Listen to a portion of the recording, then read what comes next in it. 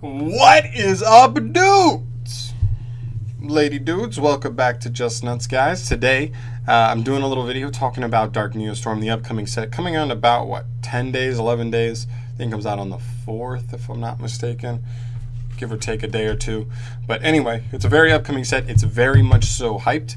There's a lot of excitement surrounding this new set coming out. And I want to do a video talking about the 10 cards that I believe have the most impact, that will have the most impact on the metagame, on the competitive meta scene. So I don't want to spend too much time on the intro.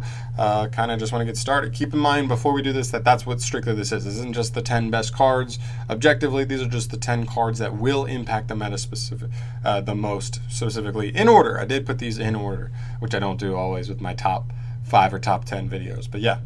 So, as you can see, I have this first card here. This is Mashodo, or I think it's called like,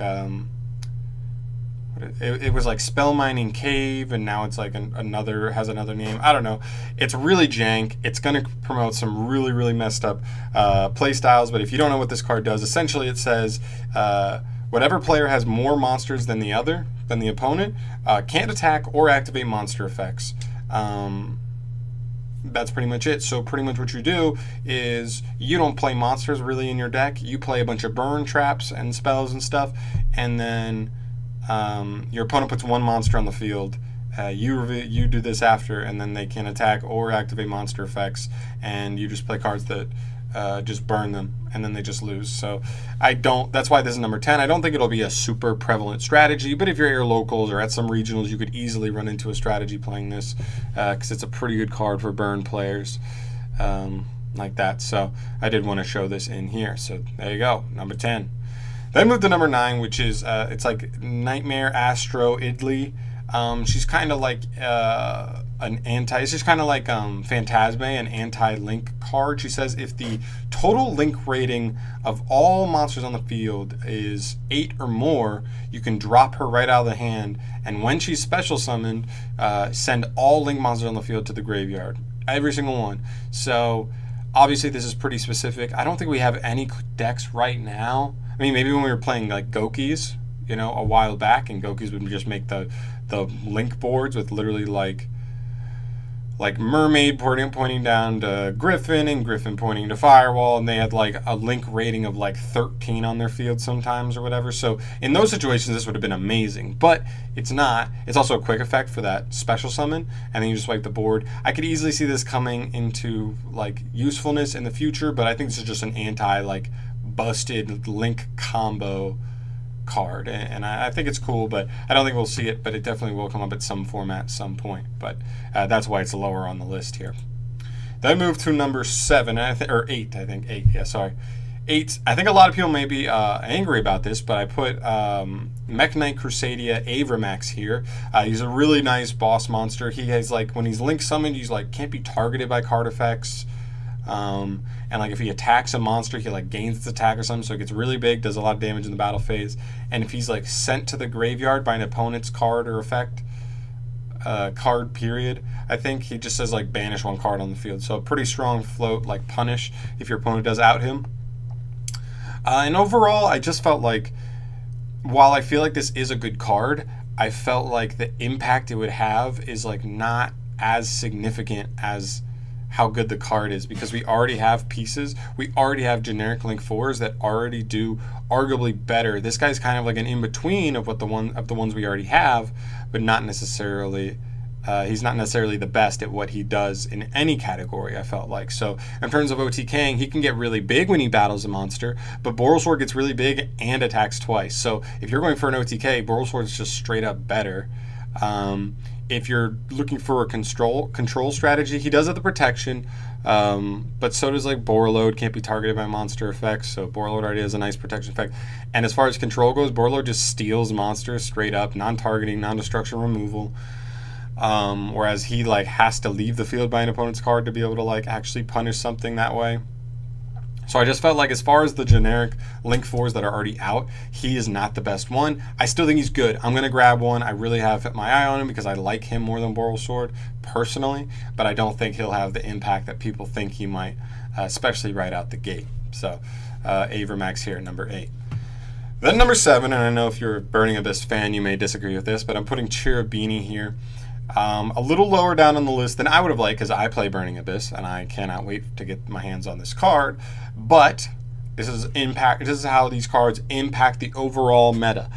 And while I expect this card to fully make Burning Abyss much better, I'm not sure it makes the deck so much better. I don't think the deck will be tier 1, but I think it will. I think the deck has fallen out of tier 2 favor to kind of down to like tier 2.5, and I think this card will kind of jump it back up into tier 2, hopefully high-end tier 2, you know, with like Sub-Terrors and True Dracos and Pendulums, that kind of level. And that's why it's still further down on here, because all it is making like one deck that was tier 2.5 probably like tier 2. So the impact is marginal there in the big scope of the metagame overall. But I still love this card. I really hope it makes Burning Abyss a solid deck. That would be dope. Then here at, I believe, number 6, I have Signup Mining here, a really cool card. This card might have been higher on the list if they did not ban Galaxy Eyes, Dark Matter, or not Galaxy Eyes, whatever, Dark Matter Dragon on the recent ban list, literally yesterday.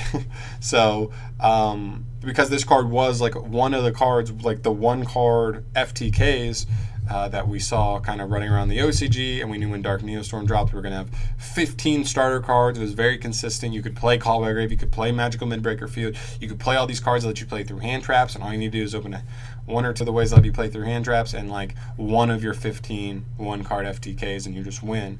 And this card was one of them, but because that's not a thing, this is mostly just Salamangreat support.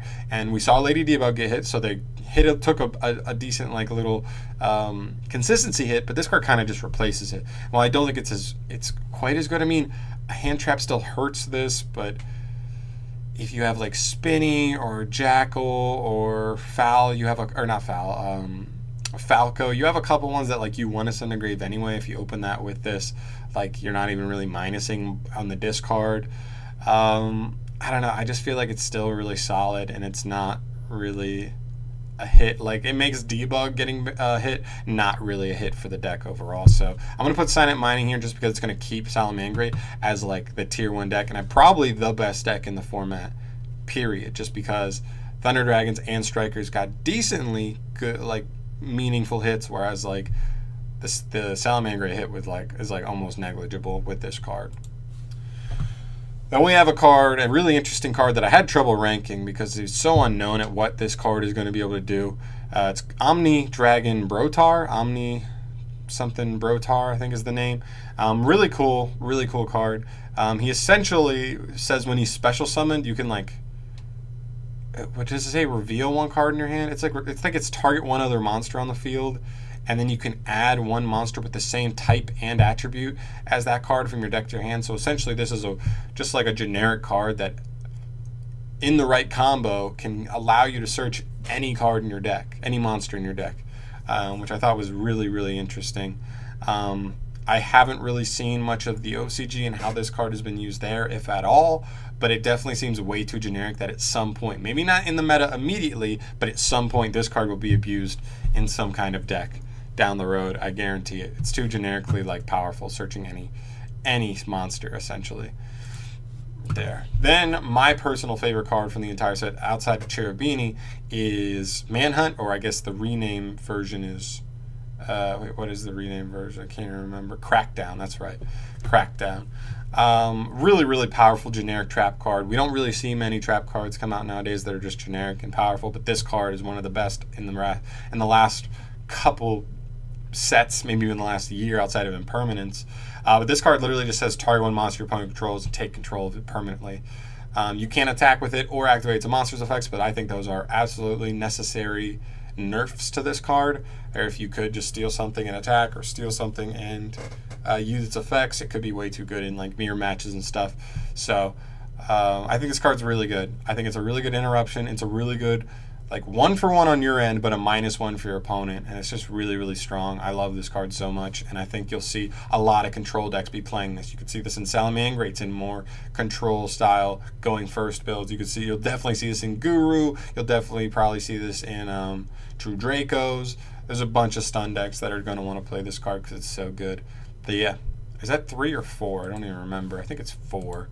Let me move to this. We have Ib, the World Chalice Justiciar, or Miko, the original name being. But this card is kind of like Omni Dragon Brotarb, except we've already seen in the OCG multiple decks just abusing this as in like combo variants. This card's insanely strong. It's a generic synchro, which is too powerful. It's just dang long, but like more generic. And it's just wild. This card is going to promote so many like powerful combos that it's insane, and we'll probably see it impact the meta almost immediately. I almost guarantee that. So got this card there. Then at number 2, I have No Material, the new hand trap card that's very, very interesting to a lot of people. Essentially, if you don't know what this card does, it just targets one monster, like when your opponent special summons a monster, you can target that monster and immediately it becomes unusable as material for anything. You can't link it away, you can't use it as Xyz material, you can't use it as synchro material, you can't do anything. Fusion 2, nothing. So what a lot of people are trying to do is that in these combo decks, whenever they go into the extra monster zone, you immediately hit them with no material, so it just locks them there. They're just stuck. And it's pretty much good against it's pretty solid against all 3 decks, assuming they don't have like insane extenders.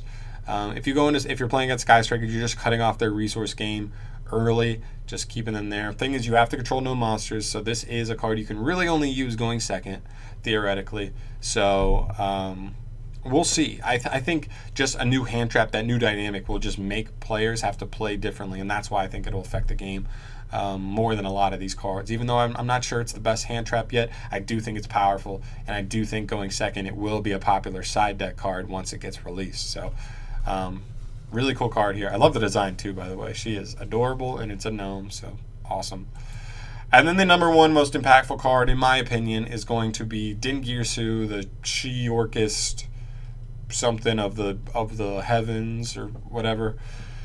It's the Xyz for Orcus, and this is like this card, and I thought about putting the trap here too, but I'm kind of keeping them hand in hand because they're both support for the same archetype, and they're going hand in hand, so I'm kind of have them a little lumped together here as just Orcus support in this deck, or in this set. And essentially this is like the difference that's going to make Orcus tier 1 almost immediately on release. Orcus have already been an engine that's been splashed into so many different decks, decks that probably don't even have that much reason to play an engine like Orcus, but it's just a powerful. It's like when Sky Strikers are being splashed into every deck because the engine's so strong. Same thing here. It's just too powerful not to. This guy on summon will just send any card on the field to the grave. Non-targeting, non-destruction removal. Insane. He has a pretty good protection effect, protecting stuff from just straight up destruction. Orcus cards, I think, from just destruction, which is pretty cool. And he's big. He's 2,600. You can just overlay him on top of a Galatea. Super easy. This card's just really powerful. All right. And the Climax or Crescendo, I think is the name. They're going with Crescendo. Orcus Crescendo. Really powerful counter trap, just like pretty much negates anything and banishes it. Doesn't even send it to graves. So stuff that like floats on destruction doesn't even get to float anymore. So card's pretty wild. Both these cards are going to make the difference. That's why I have Cherubini further down the list, because I don't think Cherubini is going to be enough to propel Burning Abyss into tier 1, but this is going to propel like one of the top tier 2 decks immediately into like almost as good as Salamangreats, probably, if not better than Salamangreats. They're going to be very close. Those are going to be the 2 decks, in my opinion, that are going to be slugging it out for best deck in the format. So yeah, that's pretty much it, guys. That's what I got for my top 10 most impactful cards here. Let me know if you have any disagreements with my list. Let me know if you think I missed something here. This is like almost every single secret rare. I think the only non-secret rare that, or the only secret rare that wasn't in this list is like literally the Null Nun and Spooky Dogwood, because I don't think that card will be too meta impactful. It's like, it's best against combo decks, and if a combo deck like completes their combo, they probably just win the duel anyway. Even if it takes them an extra turn or 2 to like beat you down, like you still lose. So I don't think that card's actually that impactful for the metagame. I think it's spicy in Arrow Mages, but you know, it's Arrow Mages. But guys, like I said, let me know if you have any disagreements. Let me know if you think my list is spot on. And yeah, let me know how hyped you are for for Dark Neostorm. I'm pretty excited for some of the cards in this set. Not a ton of stuff, but I do have some stuff like Manhunt, Beanie, and a couple other cards as well that I really have my eye on. But yeah, thank you so much for watching the video, guys. If you enjoyed, go and subscribe to the channel for more stuff from me in the future, and I'll see you in the next one. Peace.